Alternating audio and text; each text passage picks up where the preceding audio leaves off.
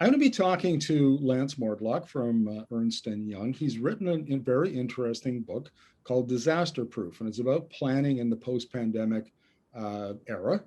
And I've had him on before to talk about the changing nature of jobs and work, particularly in the energy sector. So I'm very interested in having this conversation with him. Welcome to the interview, Lance. Thanks for having me again. Well, look, why don't we start with an overview of your book, if you don't mind? Sure. Yeah. So as you said, the book's called Disaster Proof, and really what it's about is, we've had a incredibly challenging 12 months, and we're at a point in time where I think a lot of leaders in different organizations are thinking about, like, what next? What does the future look like for our organization, and how do we better plan for the future in a way that perhaps avoids some of the disasters that we've seen in the last 12 months. Okay, now I'm do a lot of energy transition reporting, and I would have to say that over the last couple of years, the energy transition has accelerated significantly. We're seeing a lot of the clean energy, clean technology, adoption increase. But there's a sense that the world is going faster. Things are happening more quickly, and does that make it more imperative that we plan? Does it make planning more difficult? Yeah, and a great question. And I would agree. I mean, I call it VUCA: volatility, uncertainty, complexity, and ambiguity. And it feels like VUCA is accelerating. I think the other dynamic that's at play is that there's more information and data. I mean, IBM, the famous term that they coin is, we've created more data in the last 2 years than the rest of history combined. And with all that VUCA and all that data, how do you process that as an organization and say, well, what does it mean, and how do we stay competitive? How do we transition if you're in the energy space? These are all good questions.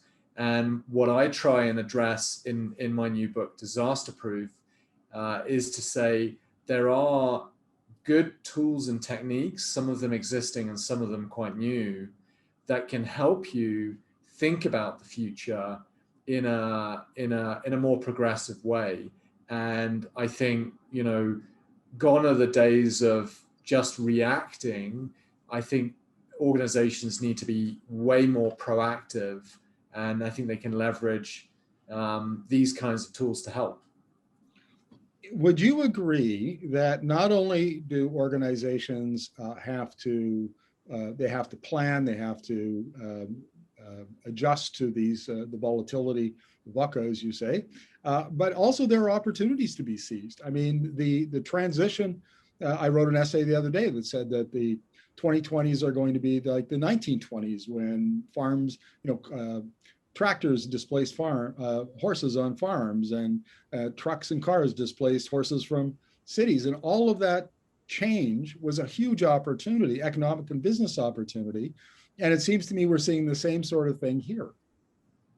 Yeah, I mean, I think you're right. There are, in all these situations where we go through periods of transition and change, there are organizations that win and there are organizations that lose.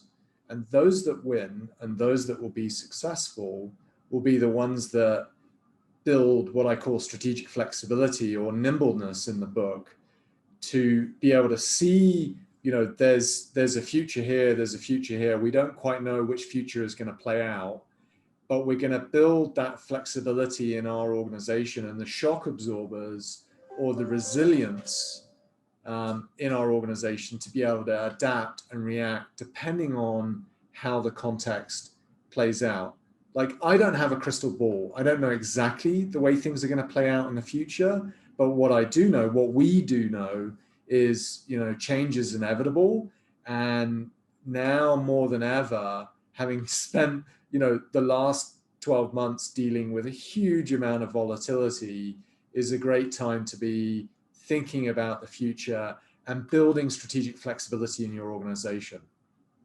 If you were sitting across the table from a CEO, which I know you do on a regular basis, what's the one thing that you would tell him or her that they should do, looking ahead and disaster proofing their organization? Well, the first thing would be, buy my book. Shameless plug there. But seriously, I think I think what is important is for CEOs to think about multiple futures. We have to get away from linear thinking, where we think of strategy as this, which is a key part of any CEO's role of getting from A to B, but actually to say strategy for an organization to be successful is saying maybe going to B is not the answer, but going to C or D is the answer. Let's think through going to B, going to C, going to D, and saying, based on those different contexts that could play out, what are the different strategic moves would we make? And I think the second thing is there are elements of a strategy that are always foundational, or typically foundational, I should say, where regardless of how the context plays out, you're still going to do that. That part of the portfolio, for example, would remain the same. But then what are the aspects of the strategy that the CEO is trying to drive that would change in each of the different scenarios? And I think that is what I'm saying. That's what I would say. And that's what CEOs should be thinking about in the future. And many indeed are. What are a couple of the really significant changes that you see coming out of the pandemic that corporate leaders or organizational leaders of any kind are going to have to be grappling with? Well, I mean, I touched on it earlier. I think one is resilience. Now more than ever, organizations are licking their wounds going, wow, that was tough. We managed to survive, some didn't. How do we make sure that we continue to invest in resilience in our organization to take us forward? Because one of the things that I talk about in Disaster Proof is I think history is a great predictor of the future. We keep going through these boom bust events, and the two of us being in Calgary, we certainly know that feeling in the energy sector. But like, you go back 10 years to the financial crisis, the dot-com bubble, the Latin American sovereign debt crisis, the OPEC crisis in the 70s, 9/11. There are all these different crisis events, and they keep happening, and it's going to happen again. We don't know quite when, but it's going to happen again, and we don't know what it's going to be. I mean, I have my guesses, and we've got to be prepared for that. You can't prepare for everything because that would be expensive, and shareholders would never allow you to do that. But certainly widening the riverbanks to say, is our balance sheet in good shape, and are we in a position to kind of weather the storm is really important. Now, Lance, final question. Are these observations as applicable to a small or medium-sized business as they are to a large corporation?